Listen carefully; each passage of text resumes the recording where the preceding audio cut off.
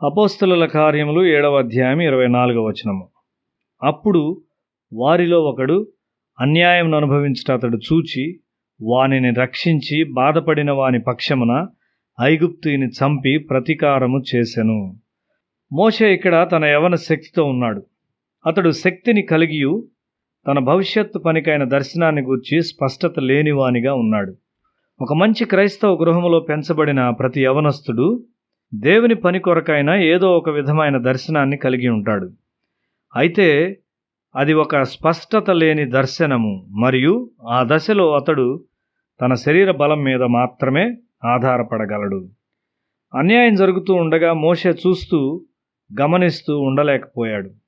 అతడు వెంటనే క్రియలోనికి దూకాడు. తాను నేర్చుకుని ఐగుప్తు యుద్ధ నైపుణ్యతలను ప్రయోగించి బాధ కలిగించు ఐగుప్తుని సులభముగా చంపగలిగాడు.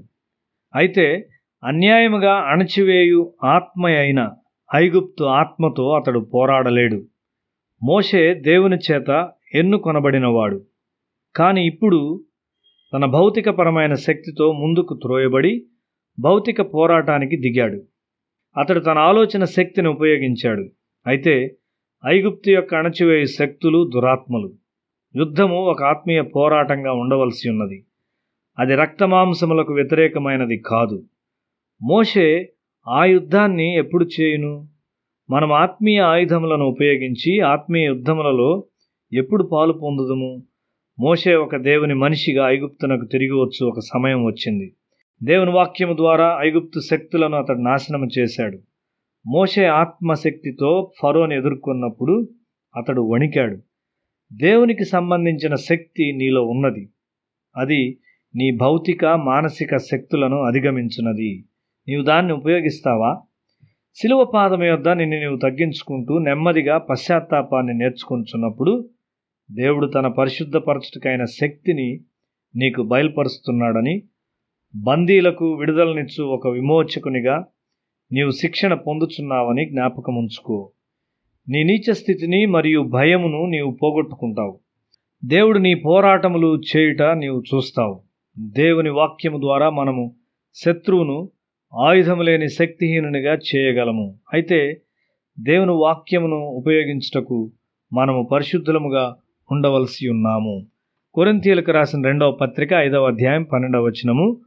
మమ్మను మేమే మీ ఎదుట తిరిగి మెప్పించుకొనుట లేదు గాని హృదయమునందు అతిశయపడక పైరూపమునందే అతిశయపడు వారికి ప్రత్యుత్తరమిచ్చుటకు మీకు ఆధారము కలుగవలనని మా విషయమై మీకు అతిశయ కారణము కలిగించున్నాము.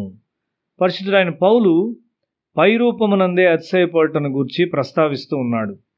క్రైస్తవులు పైరూపమునందే అతిశయించుట మరియు బాహ్యముగా కనబడు ధోరణిలో ఉండుట దురదృష్టకరము. విశ్వాసము ఎదుగుట ఎక్కడ ఉన్నది అని చూచుటయే లెక్కించదగినది. ఇది మానవ నేత్రముతో చూడలేనిది గాని అది నెమ్మదిగా హృదయములో జరిగిపోతూ ఉంటుంది. దాన్ని గూర్చి బాహ్య ప్రదర్శన అక్కడ ఉండదు. అయితే పైరూపమునందే అతిశయించడం అనేది సరైన హృదయ సంబంధమైన ధోరణి కాదు.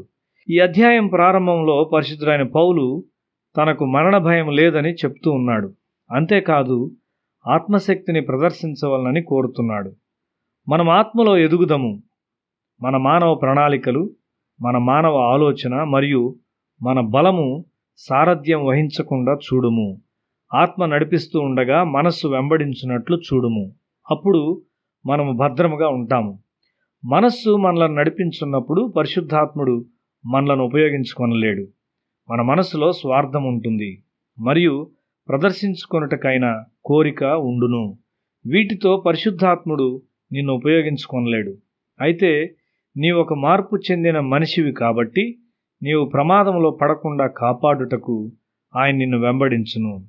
నీవు దేవుని నమ్మి ఎక్కువ సమయం ప్రార్థనలో గడిపినప్పుడు పరిశుద్ధాత్మ నీకు బోధించుటకు నీవు అనుమతించినప్పుడు పరిశుద్ధాత్మ నిన్ను నడిపిస్తాడు.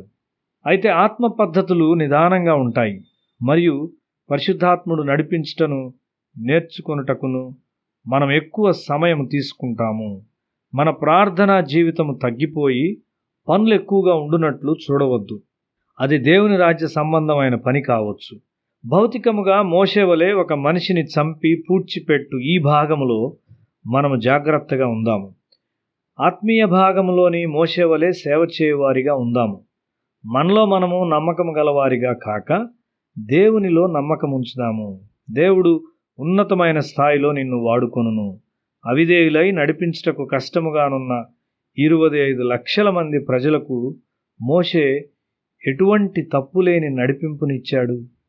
మనం మనసును పూర్తిగా ఆత్మకు లోబడినట్లు చేసుకుందాము.